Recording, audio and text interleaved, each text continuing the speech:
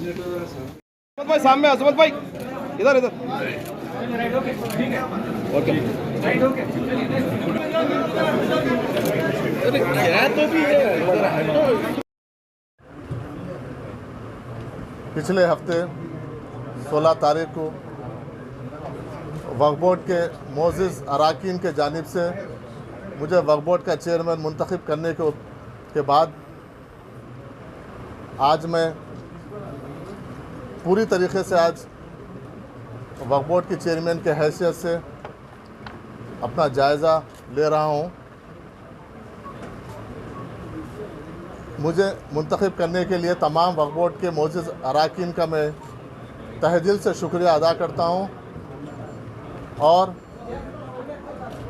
मेरे पिछले 25 साल की सियासी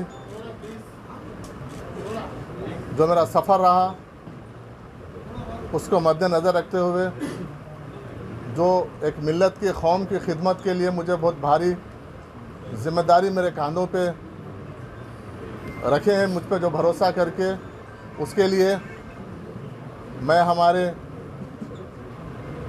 क़ायद मोहतरमा सोनिया गांधी जी का, मल्लिकार्जुन खड़गे जी का, राहुल गांधी जी का, प्रियंका गांधी जी का, केसी वेणुगोपाल जी का, हमारे इंचार्ज दीपा दास मुंशी जी का मैं शुक्रिया अदा करता हूँ।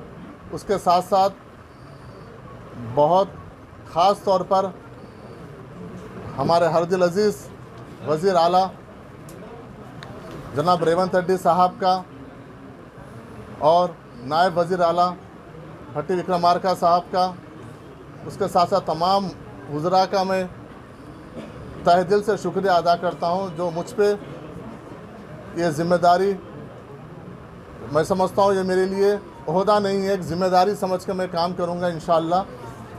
और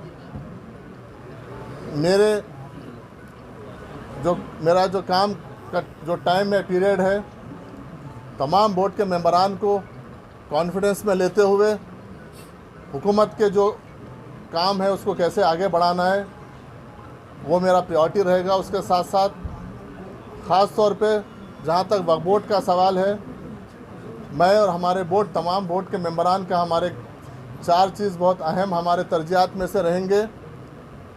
जो वक्फ बोर्ड के जो ज़मीनात पे जो कब्ज़े हुए हैं उसको हम किस तरीके से बचाएं, वापस लाएं, वो एक हमारी अहम एक तरजीहात में से एक है। दूसरी, जो हमारे लीगल जो हमारा बैटल है जो कोर्ट में चल रहे हैं, तरह तरह के जो हडल्स है, उसको कैसे हम आसानी से उसको हल करके उसको वक्फ बोर्ड की जायदाद को वापस हम लें, वो एक अहम मुद्दा है।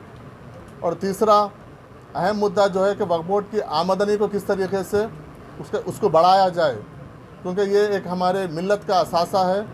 जो हमारे आबा अजदाद जो वक्फ को किए हैं, तो उसको किस तरीके से इसमें आमदनी बढ़ाकर कौम की इसमें वो कौम के लिए उसके लिए यूटिलाइज़ करें। और चौथा अहम ये है कि हम ऐसे कुछ कहना, हमारा बोर्ड का ये मुत्तफ़िक़ा एक सोच थी कि ऐसे कुछ इक़दामात और ऐसे कुछ फलाह बहबूदी काम करें जिससे आने वाली नस्लों को फ़ायदा हो। ये हमारे 4 अहम काम की तरफ हम ज़्यादा तवज्जो देंगे और वक्फ बोर्ड में बिल्कुल साफ़ सुथरा काम करने की कोशिश करेंगे। पिछली हुकूमतें थे, पिछले चेयरमैन थे, उनके जो भी अच्छे काम हैं हम उसको आगे बढ़ाएंगे और जहाँ जहाँ पर भी गलतियाँ हुए उसको किस तरीके से सुधार किया जाना चाहिए, उसको एक्शन लेना चाहिए। हम कहीं पर भी किसी लेवल पे भी पीछे नहीं हटेंगे, ना हम किसी से डरेंगे, ये हमारा है। और उसके साथ साथ जो कांग्रेस पार्टी का जो 6 गारंटी का स्कीम है, वो 6 गारंटी स्कीम्स में किस तरीके से मुसलमानों का, अक़लियतों का उसमें हिस्सेदारी हो, उससे फ़ायदा हो। और ख़ास तौर पर इलेक्शन से पहले कांग्रेस पार्टी जो माइनॉरिटी डिक्लेरेशन के ज़रिए जो आवाम के बीच में आई थी, वो डिक्लेरेशन के भी ज़रिए हम वक्फ बोर्ड में वो डिक्लेरेशन में वक्फ बोर्ड का क्या अहम रोल अदा हो सकता है, हम उस तरफ भी हम ध्यान देंगे।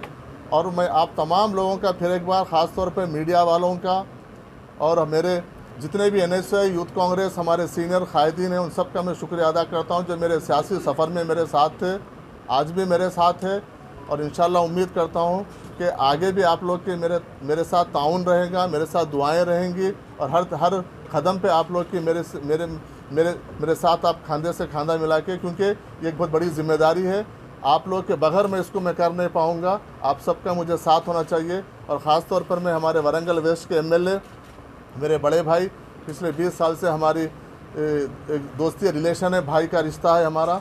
राजेंद्र रेड्डी साहब भी ख़ास तौर पे मेरे लिए आए हैं, उनका भी शुक्रिया अदा करूंगा और तमाम लोगों का मैं तहे दिल से शुक्रिया अदा करूंगा और उम्मीद करूंगा कि ख़ास तौर पे CEO साहब का भी अगले आने वाले दिनों में कोऑपरेशन रहेगा, स्टाफ का कोऑपरेशन रहेगा और हम बैठेंगे, बात करेंगे। अगले 2-3 दिन हम डिपार्टमेंट वाइज रिव्यू करेंगे, किस तरीके से आमदनी को लेके, कोर्ट के केसेस को लेके, जायदाद को जो कब्जे हो गए उसको लेके, जो बची हुई है उसको बचाने को लेके हम रिव्यू करेंगे, डिस्कस करेंगे और इंशाल्लाह एक पॉजिटिव सोच से रेवंत रेड्डी साहब की हुकूमत में, राहुल गांधी जी की, खरगे साहब की लीडरशिप में हम किस तरीके से एक अच्छा, एक फ्रेंडली हुकूमत और अक़लियती दोस्त हुकूमत के तौर पर हम उसको प्रैक्टिकली प्रूफ करने की हम कोशिश करेंगे। आप लोग तमाम लोग आए, बहुत बहुत शुक्रिया।